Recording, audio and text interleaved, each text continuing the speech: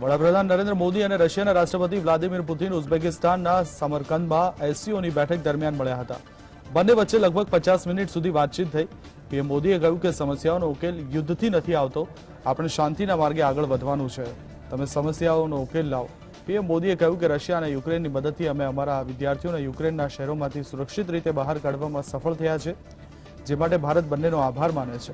આગામી દિવસોમાં આપણે શાંતિ તરફ કેવી રીતે આગળ વધવું જોઈએ આ અંગે ચર્ચા કરવાની તક મળશે।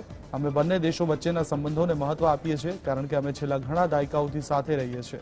આખી દુનિયા આ જાણે છે। હું તમને પહેલી વાર 2001માં મળ્યો હતો। આપણી મિત્રતા 22 વર્ષની થઈ ગઈ છે। આપણે સાથે મળીને એક ક્ષેત્રની ભલાઈ માટે કામ કરી રહ્યા છે। અમને વિશ્વાસ છે કે આવનારા દિવસોમાં આપણા સંબંધો વધુ ગાઢ બનશે। મુલાકાતમાં પુતિને પીએમ મોદીને કહ્યું કે હું યુક્રેન સાથેના યુદ્ધ પર ભારતની સ્થિતિ અને ભારતની ચિંતાઓથી વાકેફ છું। અમે ઈચ્છીએ છીએ કે આ શક્ય તેટલી વહેલી તકે સમાપ્ત થાય। અમે તમને ત્યાં શું થઈ રહ્યું છે તેની માહિતી આપીશું। તેમણે કહ્યું કે અમે ભારત દ્વારા કરવામાં આવતી ખાતરની માંગ પૂરી કરીશું, ઉર્જા ક્ષેત્રે મદદ કરીશું। ભારત રશિયાએ વિઝા ફ્રી ટુરિઝમ પર વિચાર કરવો જોઈએ।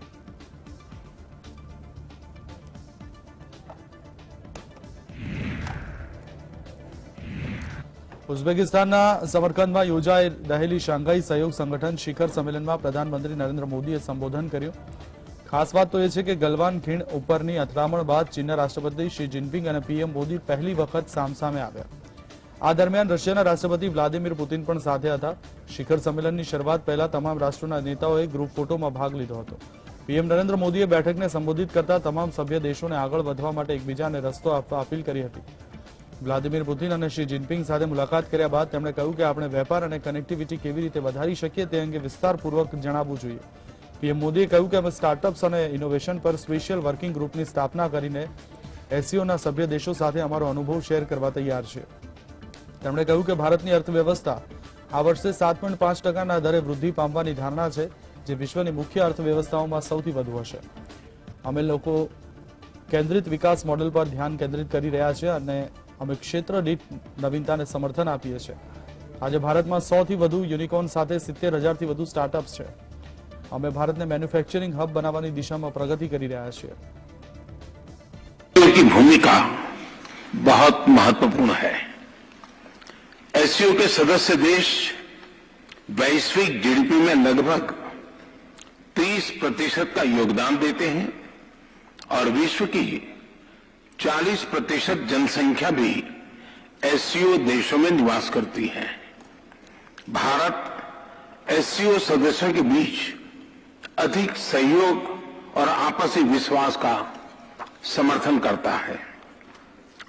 महामारी और यूक्रेन के संकट से ग्लोबल सप्लाई चेन्स में कई बाधाएं उत्पन्न हुई, जिसके कारण पूरा विश्व अभूतपूर्व ऊर्जा एवं खाद्य संकट का सामना कर रहा है।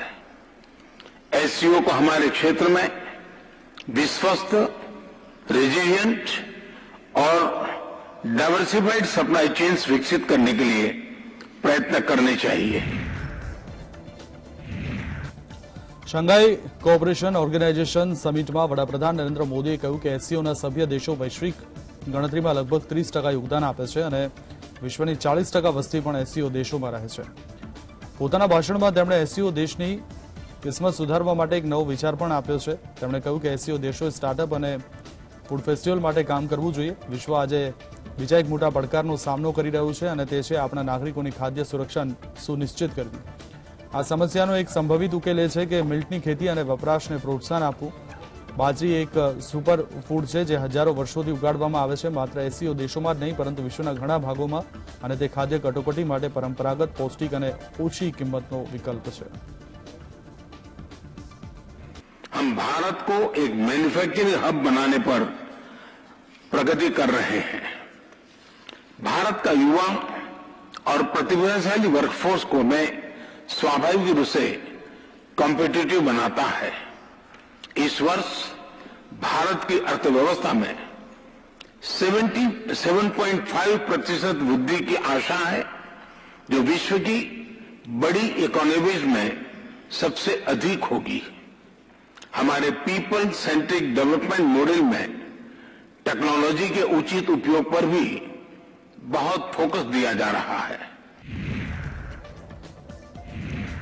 પીએમ નરેન્દ્ર મોદીએ એસસીઓ સમિટ દરમિયાન તુર્કીના રાષ્ટ્રપતિ રજબ તૈયબ એર્દોગાન સાથે મુલાકાત કરી હતી. તુર્કીના રાષ્ટ્રપતિ એર્દોગાન સાથે પીએમ મોદીની મુલાકાત દરમિયાન ઘણા ક્ષેત્રોમાં દ્વિપક્ષીય સહયોગ વધારવાના માર્ગો પર ચર્ચા કરવામાં આવી હતી. નેતાઓએ દ્વિપક્ષીય સંબંધોની સમીક્ષા કરી અને દ્વિપક્ષીય વેપારમાં તાજેતરના લાભોની પ્રશંસા કરી તેમજ પ્રાદેશિક અને વૈશ્વિક વિકાસ પર વિચારોની આપ લે કરી.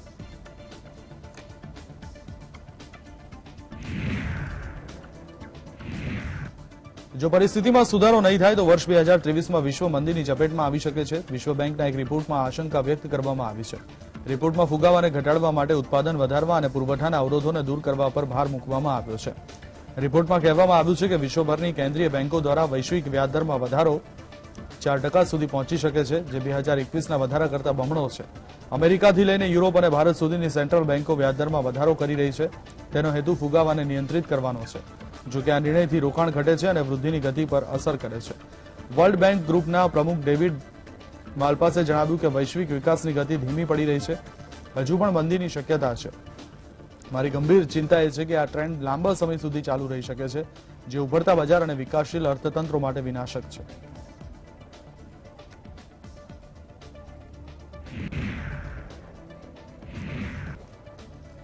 તો વેદાંતા કંપનીના રૂપિયા 1.54 લાખ કરોડના એક મોટો પ્રોજેક્ટ મહારાષ્ટ્રના બદલ ગુજરાતમાં સ્થાપવાને લઈને મહારાષ્ટ્રની રાજનીતિ ગરમાયેલી છે.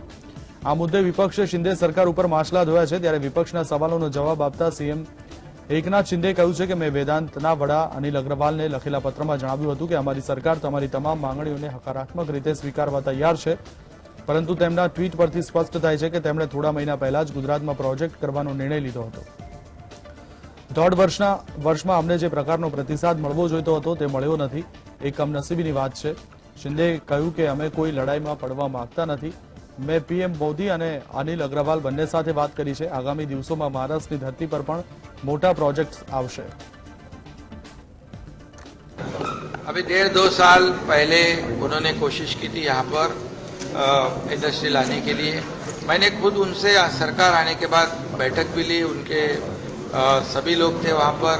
अनिल अग्रवाल जी से मैंने फ़ोन पे भी खुद बात की. देवेंद्र जी ने भी उनसे बात की.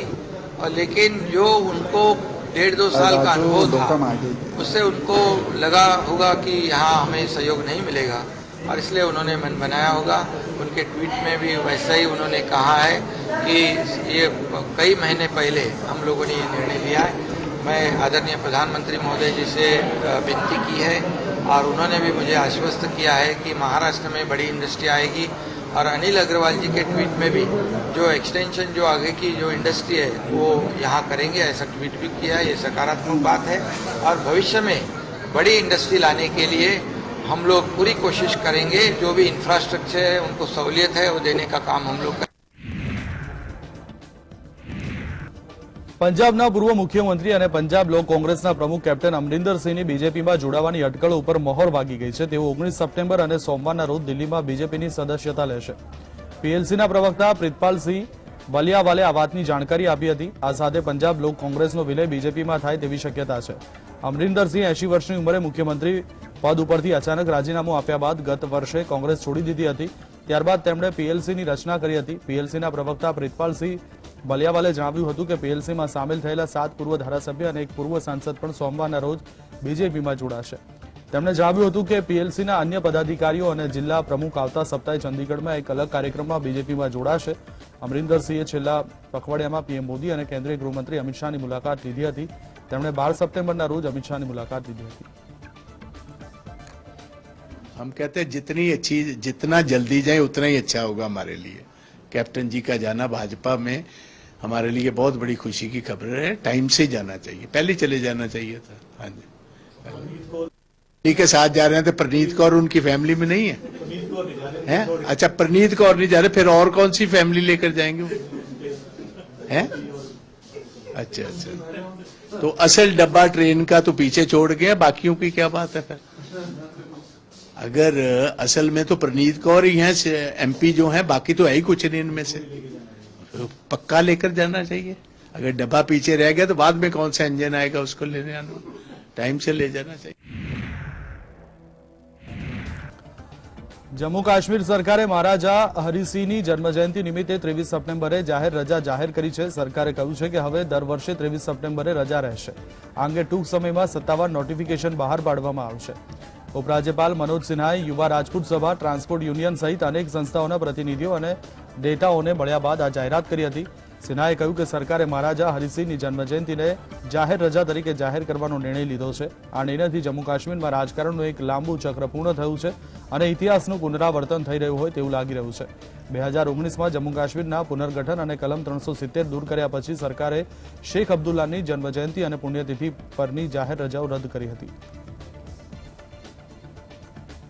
ये बड़ी जद्दोजहद के बाद ये हुआ, ऐसा नहीं हुआ. ये मैं युवा पीढ़ी को बधाई देना चाहता हूं जम्मू के, जिन्होंने इस जद्दोजहद को चलाया, कई महीने चलाया और चोटें भी आई, डांगे भी खाई, लेकिन उसमें युवा पीढ़ी, युवा राजपूत सभा और भी सब जितनी कौमें हैं वो सब साथ दी, किसी ने विरोध नहीं किया.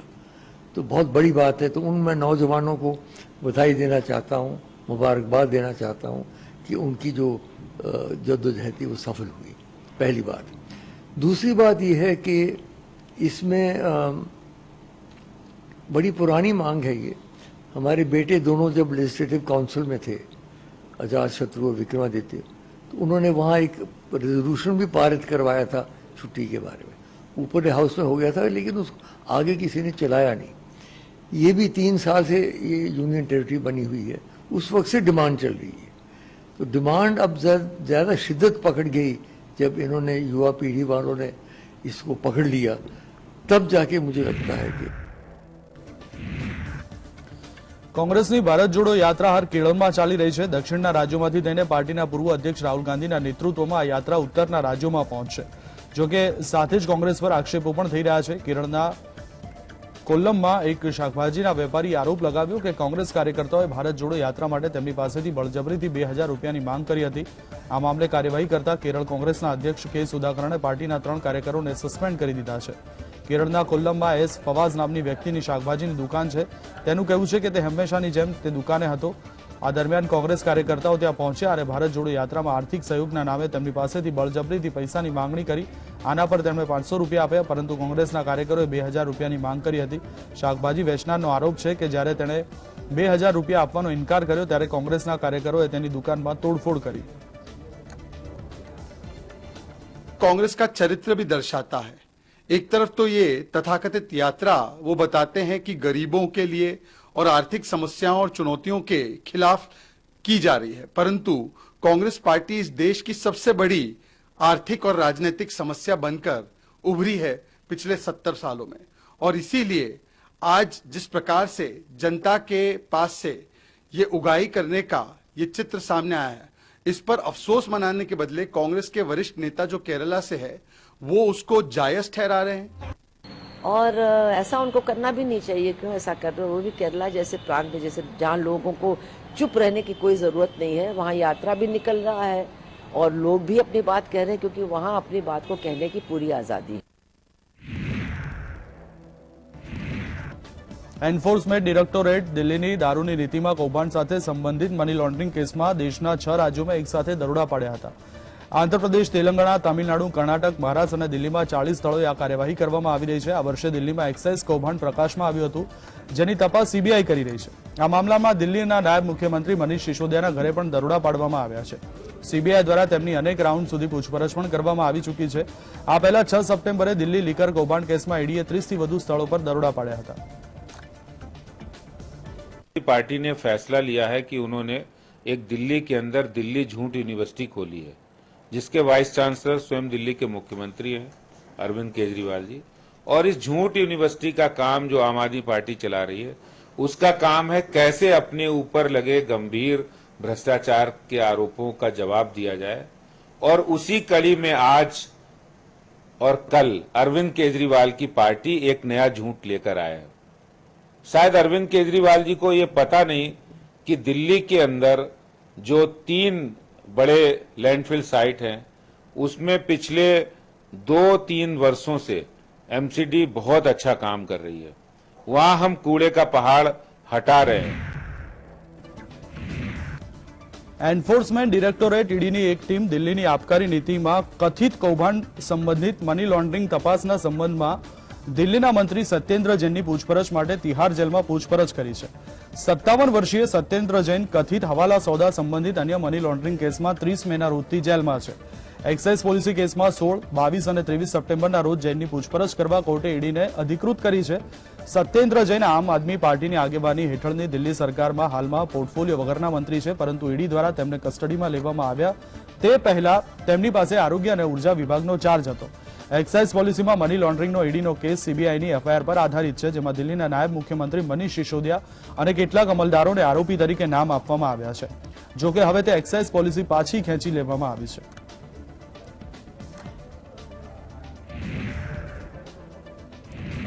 આમ આદમી પાર્ટીના ધારાસભ્ય અમાનતુલ્લા ખાનની મુશ્કેલી ઓછી થઈ રહી નથી. શુક્રવારે અમાનતુલ્લા ખાનના ઠેકાણા પર એન્ટી કરપ્શન બ્યુરોની ટીમે દરોડા પાડ્યા અને તપાસ કરી રહી છે. અમાનતુલ્લા ખાનના ઘરે અને 5 ઠેકાણા પર રેડ પાડવામાં આવી રહી છે. તપાસ ટીમે અમાનતુલ્લા ખાનની પૂછપરછ બાદ રેડ પાડી છે. આ સમગ્ર કાર્યવાહી વકફ બોર્ડ સાથે જોડાયેલા કેસમાં કરવામાં આવી રહી છે. રેડ દરમિયાન અમાનતુલ્લા ખાનના નજીકના એક વ્યક્તિના ઠેકાણા પરથી હથિયાર જપ્ત કરાયા છે. આ હથિયારના લાયસન્સ નથી. આ હથિયાર અમાનતુલ્લા ખાનના બિઝનેસ પાર્ટનર હામિદ અલીના ઘરેથી મળ્યા છે. સાથે જ 12 લાખ રૂપિયાની રોકડ પણ મળી છે. ટીમ ત્યાં જામિયા પુખલા ગફુરનગરમાં રેડ પાડી રહી છે. અમાનતુલ્લા ખાને કહ્યું કે આ લોકો કહે છે કે ઉપરથી પ્રેશર છે, કોઈ પણ ફરિયાદ કરે છે. સીઈઓ વકફ બોર્ડની ફરિયાદ પર આવું થઈ રહ્યું છે, કોન્ટ્રાક્ટ માટે નહીં. કાયમીના પૂર્વ મુખ્યમંત્રી અને રાજદ સુપ્રીમો લાલુ યાદવને સીબીઆઈ કોર્ટે મોટી રાહત આપી છે. કોર્ટે લાલુ યાદવની અરજી પર સુનાવણી કરતા તેમના પાસપોર્ટ રિલીઝ કરવાના આદેશ આપ્યા છે. સાથે તેમણે સિંગાપોર જવાની પરવાનગી આપી દીધી છે. લાલુ યાદવે કોર્ટમાં પોતાનો પાસપોર્ટ રિલીઝ કરવાની વિનંતી કરી હતી. તેમને પોતાની સારવાર કરાવવા માટે સિંગાપોર જવાનું છે તેવી દલીલ કરવામાં આવી હતી. ત્યાં તેમને પોતાની કિડનીનું ટ્રાન્સપ્લાન્ટ કરાવવાનું છે. અત્યાર સુધી કોર્ટે લાલુ યાદવને દેશ છોડવા પર રોક લગાવી દીધી હતી. તે માટે તેમનો પાસપોર્ટ પણ જપ્ત કરી લેવાયો હતો. લાલુ યાદવને 24 સપ્ટેમ્બરે સિંગાપોર જવાનું છે. આ માટે તેમણે પહેલા જ સિંગાપોરની હોસ્પિટલમાં અપોઇન્ટમેન્ટ લઈ રાખી છે.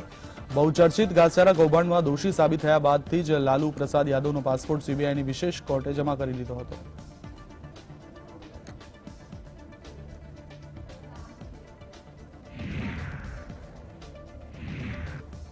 સુપ્રીમ કોર્ટે એક આદેશમાં કહ્યું છે કે જે લોકોએ 10 વર્ષથી વધુ આજીવન કેદની સજા કાપી છે તેને જામીન આપવામાં આવે. સુપ્રીમ કોર્ટે આ નિર્ણય એવા કેસમાં આપ્યો છે જે કેસની અરજી હાઈકોર્ટમાં પેન્ડિંગ છે, પરંતુ નજીકના ભવિષ્યમાં તેની સુનાવણી થઈ શકે તેમ નથી.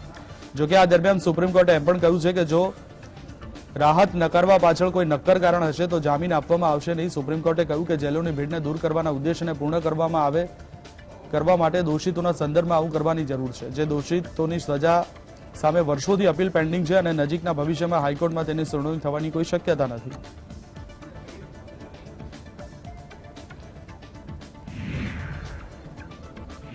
આવતીકાલે પ્રધાનમંત્રી મોદીનો જન્મદિવસ છે, ત્યારે નામીબિયાથી લવાયેલા ચિત્તાને મધ્યપ્રદેશના કુનો નેશનલ પાર્કમાં છોડવામાં આવશે.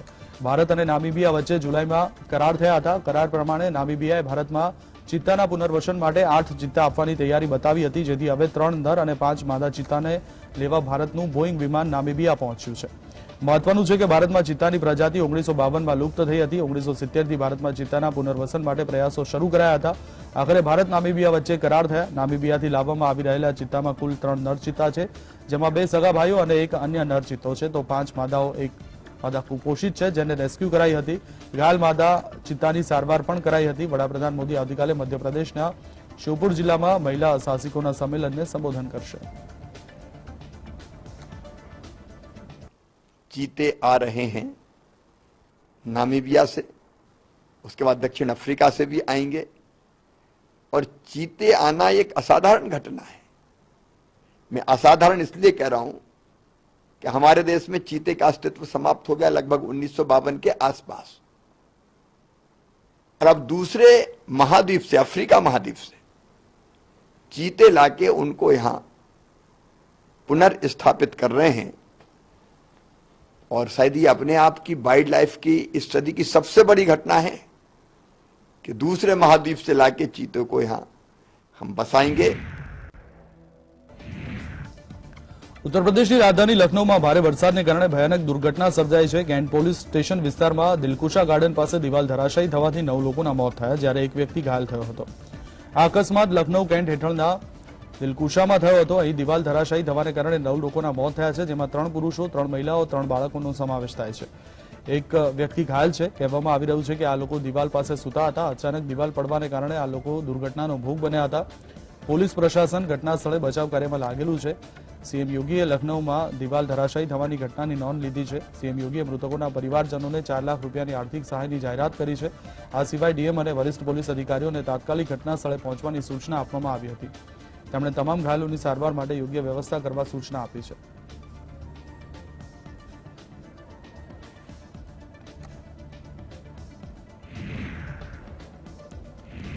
ઉત્તર પ્રદેશના ઘણા વિસ્તારોમાં ભારે વરસાદ ખાબકી રહ્યો છે. ભારે વરસાદને કારણે ઉન્નાવમાં એક મોટી દુર્ઘટના બની છે. ઉન્નાવમાં મોડી રાત્રે વરસાદને કારણે કચ્છના ઘરની છત તૂટી પડતા 3 લોકોના મોત થયા હતા અને એક ઘાયલ થયો હતો.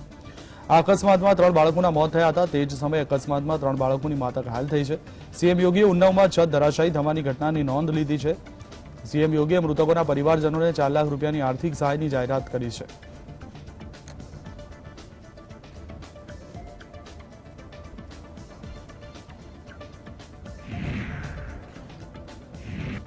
ભારતીય ઉદ્યોગપતિ ગૌતમ અદાણી $154.7 બિલિયન એટલે કે લગભગ રૂપિયા 12.34 લાખ કરોડની નેટવર્થ સાથે વિશ્વના બીજા સૌથી ધનિક બિઝનેસમેન બની ગયા છે.